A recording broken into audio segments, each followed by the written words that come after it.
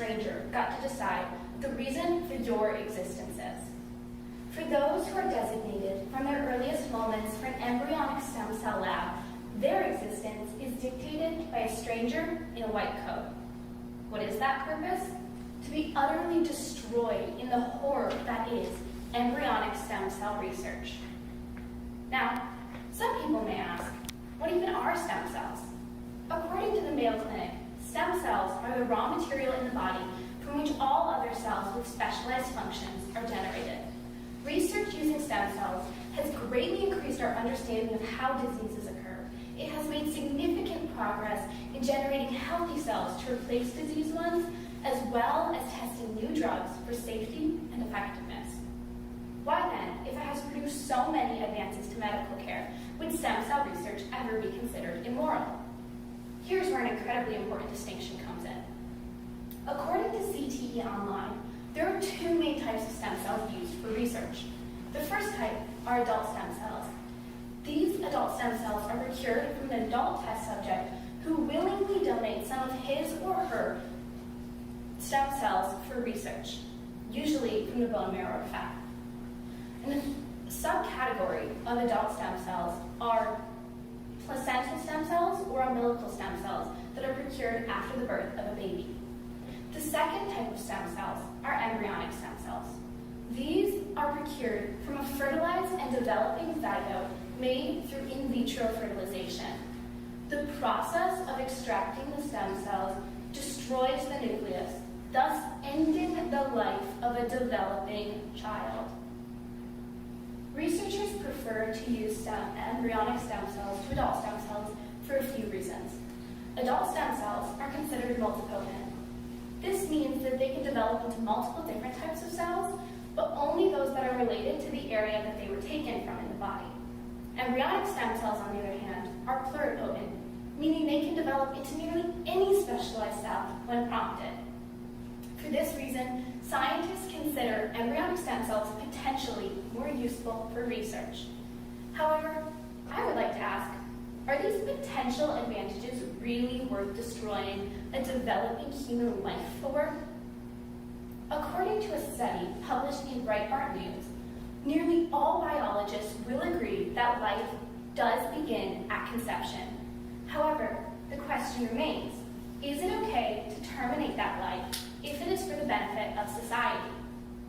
Essentially, all main arguments in favor of embryonic stem cell research boil down to one main point, which is, even if the embryo is a human life, it is not yet a person, so it is okay to kill it.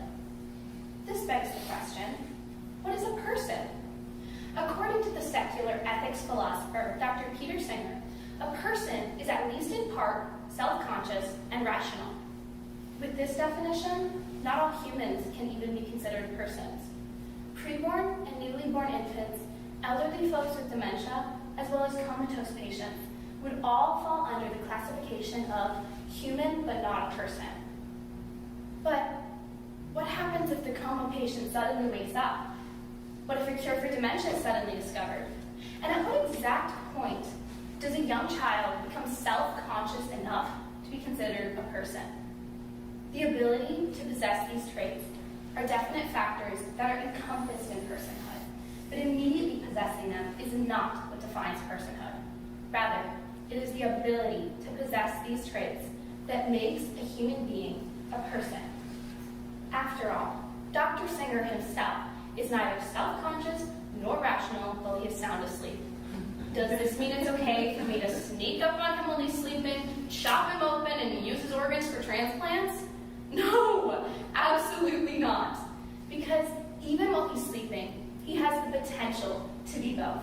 It is the same with elderly folks with dementia, comatose patients, and embryos. Just give her 9 months in the womb, plus a few years to develop and grow, and former embryo Susie could be a beautiful child with hopes, dreams, and yes, self-consciousness and rationality.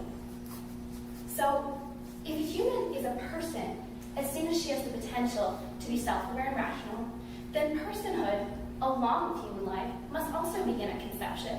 Because from the earliest moments of conception, she has the ability to develop into a fully functioning human person.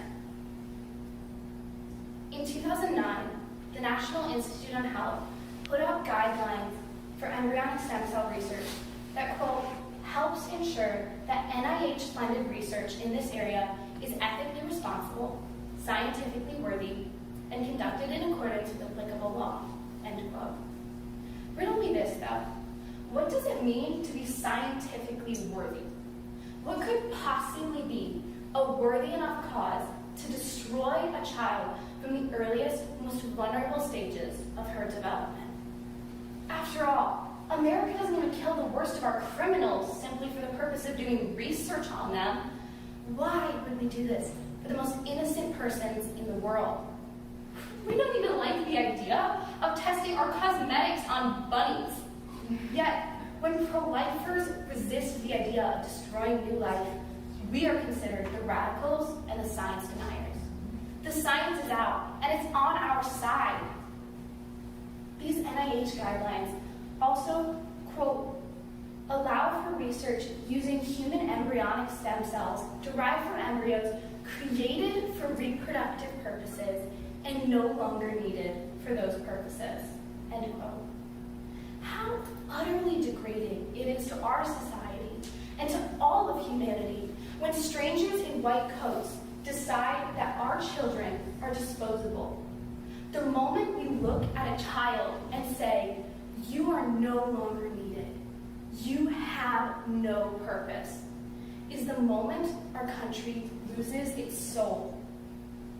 As Pope John Paul II once said, quote, America, you are beautiful and blessed. The ultimate test of your greatness is the way you treat every human being, but especially the weakest and most defenseless. If you want equal justice for all and true freedom and lasting peace, then America, defend life.